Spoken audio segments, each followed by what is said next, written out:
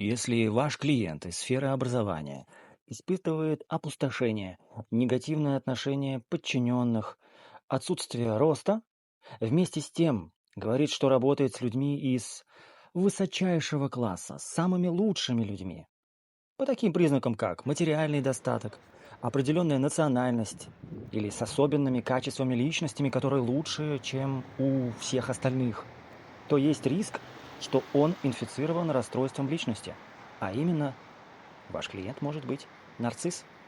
Если он или она это признает, то есть шанс, что вы вывезете 3 шага ближайших действий уже на канале. Переходите по ссылке внизу. А если он или она не признает, то смело отказывайтесь. Это не ваш клиент. Он или она ничего не будет делать по вашей программе. В итоге обесценит ваш опыт, навыки и вклад. При этом у вас появляется риск заразиться этим расстройством. Выбор за вами.